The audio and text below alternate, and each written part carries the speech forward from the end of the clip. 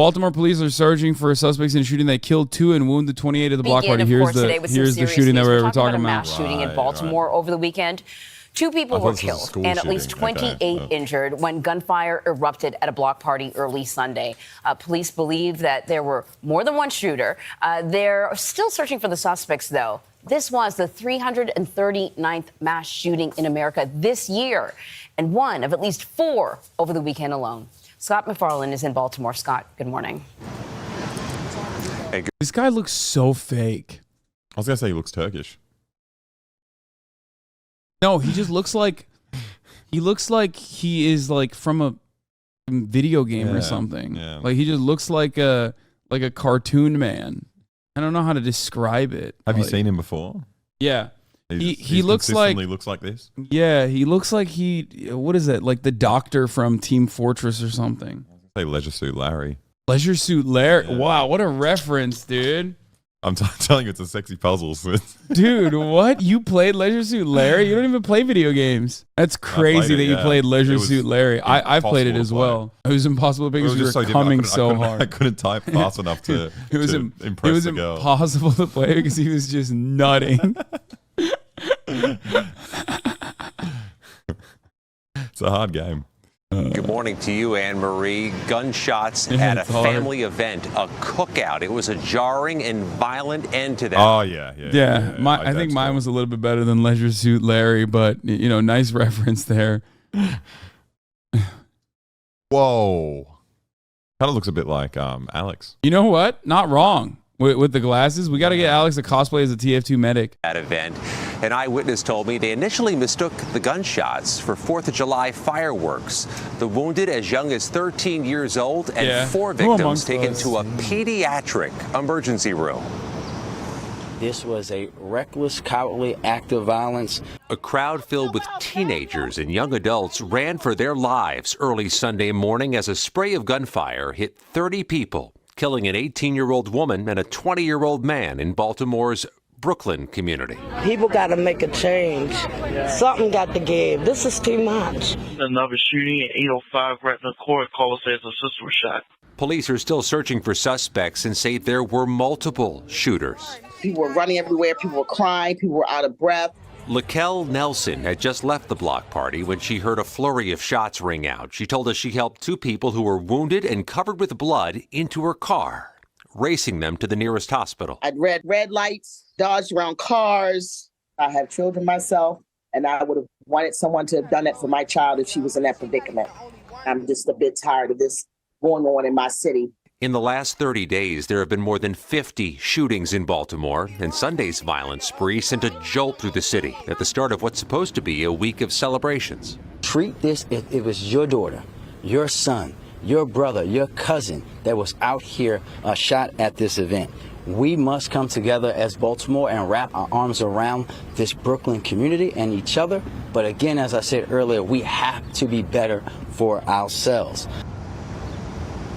Police have not identified a motive for this shooting. In a city trying to deal with a scourge of gun violence, the mayor says law enforcement has seized more than 1,300 illegal guns this year alone. Anne-Marie, that's an average of more than 6 per day. All right, Scott, thank you very much. Great. Oh, it's cool.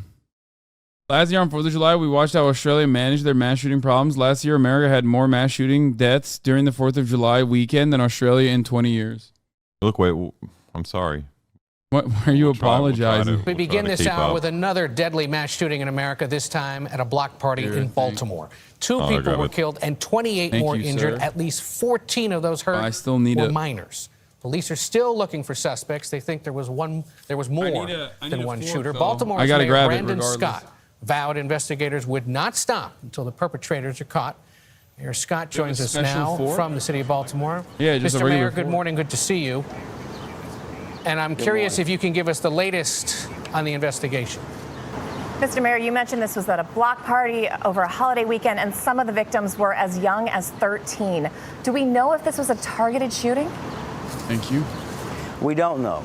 We don't know, and that will come out in the investigation. But I think what's important for folks, especially those like you in the national media, to know that now what you're seeing across this country, this is not the 1990s. You are seeing people shoot and hurt and kill each other over just basic conflict. We don't know that that's what happened, but that's what the leading cause of shootings in our city is over and over again, is basic conflict. And we know that we can resolve conflict in a better way, but we have to have the conversation again about another mass shooting in this country. And we're talking about still inaction at the national level. We here in Maryland have the best federal congressional delegation, but we need all of Congress to get on board and enact real gun law changes to prevent folks who shouldn't have them to being able to have that access. It should not be easier for a young person to go online and order a ghost gun than it is for me to get some Claritin D from my local neighborhood pharmacy. Well, let's talk about what the city of Baltimore is dealing with. Amongst the highest murder rates in the U.S., 300 homicides in Baltimore every year. I don't know anything about the Baltimore mayor, but I just do know how Baltimore is run, and I am not going to immediately go, oh, based. He's so based. That's all I'm going to say. Maybe he is, but everything I know about how, these Democrat cities are run is, oftentimes not great. Since 2015, an understaffed police department. Do you have a police department that has the ability to tackle understaffed police department? Well, listen, I think this is another misconception in this country. Anybody that tells you that reducing homicides and shootings in a community is solely on the backs of police officers doesn't know what they're talking about. We have to understand that they have a job, and we're going to empower them to do that. Even with this mass shooting and this incident that we have, Baltimore is seeing a 20% reduction in homicides year over year, and even a reduction in non-fatal shootings. Even with this shooting, we have recovered over 1,300 weapons, but it's not just about the great women and men of BPD who are doing that work through reform, through a consent decree, but it's also about the Mayor's Office of Neighborhood Safety and Engagement, our Safe Streets violence intervention workers, folks like community organizations like We Are Us, people that are doing the behavioral health work that we have, our hospital-based violence responders, the trauma work, those who work at recreation and parks. Everybody that works for city government, every community partner, every organization, every religious organization plays a part in reducing violence. This country has for far too long put that all on the backs of police officers. We can no longer do that. We have to allow them to do their job and focus their job, which it should be on people that are shooting and killing people and trafficking weapons, removing mental health, behavioral health off of their plate and allowing people who are trained to do that. We're going to continue to do that work in its entirety here in Baltimore. We're going to continue to recruit police officers, but we're also going to continue to demand, like all my brother and sister mayors around the country, for Congress to get serious and do something like they said they would way back in 1999 when Columbine happened, and nothing has changed since. Baltimore mayor literally has this incredible tightrope that they always need to walk on, where they are firmly a part of the Democratic establishment, or they have to rely on other state level Democrats for infrastructural support. And Baltimore Police Department is one of the most racist police departments in America. That's not just me. That is just that's according to the Obama era DOJ and the Trump era DOJ as well. And they have to walk this tightrope where it's a very black city with a very powerful police union presence. So, well, now HasanAbi perpetuating right-wing nonsense. Imagine saying Libera's consent decree. Cry about it, Lamau. I'm perpetuating right-wing nonsense when I say that systematically underserved black cities are often given this brutal occupying force in the form of fucking police, in the form of domestic warriors that are not really interested in doing anything, and that a lot of the funds are just simply allocated to that police force to consistently brutalize the actual people that are paying with their taxes the salaries of said police force. There's nothing right-wing about that mentality. I didn't say anything about the consent decree. I mean, the consent decree is, again, another fucking Band-Aid. As a matter of fact, if you understood what I was saying, you would have recognized when I was talking about the DOJ, that is a part of the consent decree. You literally, I already described that as a positive thing. I don't know what this guy is saying. I want to understand what the fuck he's like. He said F Serbia. Ban him. Okay. Why is Chad shit talking shit about Baltimore? These Chads are college-educated liberals who don't have to worry about poverty or anything like this and can sit back and shit talk black communities is disgusting. I don't know who's shit talking Baltimore. I don't know what you're talking about. I have not seen that. Mr. Mayor, you and I spoke back in early 2021, and at the time, it was just after you took office, and I said, why did you want to be mayor? And you told me in part, I'm a Baltimore boy, and when you grow up in a neighborhood that the world descends on for a horse race named Preakness, and every other day of the year you're not seen as human by your own city government, it changes you. And you recalled how you yourself had seen a shooting before the age of 10. And you said, quote, you make a decision on do you want to accept that, or do you want to do something to change it? And I'm just wondering, in the year and a half or so since, 2.5 years since, do you think you've done enough to change your city? Baltimore is insane, and to make though. sure that other kids under the... I mean, this is purely anecdotal, but it's the only time. Like, I go to other colleges in the East Coast up and down all the time. There's 2 instances where I was like, holy fuck, this is actually fucked up. One was in Baltimore, and the other one was at USC, not University of Southern California, South Carolina. Went to homecoming for USC when we were visiting on our way down to, I think, Panama City Beach or whatever. And those are the only 2 instances where I was like, holy shit, the proximity to violence is actually wild. Where we stayed at a girl's house and one of their boyfriends is, I guess, like a drug dealer. And they have, like, they're college students, you know what I mean? They're like selling weed and shit. And they actually fucking raided their house with machine guns, the house like down the street from them, where they were selling drugs with like guns, and they fucking like locked, they like zip tied them and shit like that. And then the other one was USC, where during homecoming weekend, one of the gated communities, there was just like another insane fucking like gun violence situation for selling weed. No, not by the police, dude, by like, you know, dudes that wanted to steal their money. If you're a fucking drug dealer, you have a lot of cash. I'm not talking about USC in California. I'm talking about, I was talking about homecoming in South Carolina. But yeah, they like straight up fucking zip tied them and shit. And at first they made it seem like it was this like random occurrence where they like raided someone's house. And then slowly but surely I was able to get it out of them that like, yeah, one of the dudes that lives in the house is a drug dealer, which is why they did that. And no, it was not the campus police. It was a robbery. My school in Rhode Island was the #1 crime college. When I went to college, one of my friends got fucking murdered with a hammer. Like, American schools are insane by like a random dude. Literally, one of our buddies got murdered with a hammer. Yeah. The age of 10 aren't seeing this kind of violence. Well, every day I want to do more, right? Yes, we've made a lot of changes in the way that we invest, record numbers of investments into our schools, open up 5 recreation centers, 5 more that are going to be built, including one 3 minutes walking distance from where this shooting happened. But we have more work to do, and every day I want myself to be better, because I know that this is something that has been happening in my city longer than I've been breathing air, longer than my parents have been even in Baltimore City, right? But we have to do that work each and every day. It starts with me, but everyone has to do that thing of looking in the mirror and saying, what can they do as well?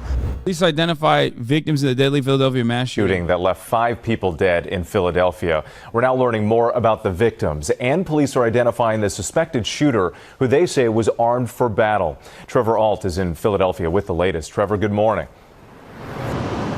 Just the least armed Philadelphia man. Good morning, Whit. So the suspected shooter was just arraigned on more than 30 charges. Officials say they were armed and armored, firing at random, killing multiple people, including a teenager, doing this knowingly and deliberately, and even shooting a toddler. This morning, investigators in Philadelphia urgently trying to uncover why they say a suspect went on a horrific blocks-long rampage. This armed and armored individual wreaked havoc, firing with a rifle at their victims, seemingly at random, shooting 7, killing 5, including children, babies. This surveillance footage obtained by ABC station WPVI appears to show a person shooting at a nearby intersection. Police say they received the first calls around 8:30 Monday night. They said the suspect was wearing body armor and a ski mask, armed with an AR-15 style rifle and a handgun. Multiple shots fired. All units use caution. They were taking active fire, scooping people up, trying to get them to the hospital to save them. Police say officers engaged the shooter in an alley but did not return fire. The suspect allegedly surrendering. Nearly 4 hours later, investigators were called to a house where they say the body of a fifth victim was found. We believe the deceased victim at the location inside of 1600 South 56th Street was the first shooting victim. Authorities say the shooting victims range from 59 to as young as 2 years old, including multiple teenagers. Officials say that shooter, whom multiple law enforcement sources tell ABC News is 40-year-old Kim Brady Carricker, is going to face multiple criminal charges. We'll be facing multiple counts of murder, and we'll also be facing multiple counts of aggravated assault as a first-degree felony, weapons charges, among others. And the city now mourns the lives taken. 59-year-old Ralph Morales, 31-year-old Joseph Wama Jr., 29-year-old Demir Stanton, 15-year-old DeJuan Brown, and 22-year-old Lashad Merritt. You took my son. You took my baby. Lashad's mother, Marie, says her son was just headed to the store across the street from home when he was gunned down. It's like I feel him saying, why me, why me, why me? And Philadelphia officials said they're frustrated and outraged by this shooting and by the constant prevalence of gun violence. And this isn't even America's most recent mass shooting. Just overnight in Washington, D.C., there were 9 people celebrating the 4th who were shot in a drive-by shooting, including a 9-year-old. Lindsay? That's really insane. A problem nationwide. Trevor, thank you. Hi, everyone. George Steph. Bro, we just like glance over fucking drive-by shootings and mass shootings in general now. It's kind of crazy. Because like just another day in America. What can I even say about this? They literally changed the definition of Hasan. It's 4 or more now. Great. Yeah, 3 or more was happening too frequently, so they changed it to 4. Really? Wait, are you sure? By one count, there have been 68 mass shootings so far in 2023, including one at Michigan State University. By other counts, there have been 6 or even fewer. Wait. The FBI definition of mass shootings are now 4 or more. Different groups measure mass shootings based on the number of people shot, injured, or killed. Some groups exclude gang violence or domestic violence from their counts and include only indiscriminate violence, whereas a shooter fires a gun random in public. In 2013, the FBI defined mass shootings as any incident with which at least 4 people were shot and killed. Wait, that was 2013? I thought it was 3+. When has it been 4+?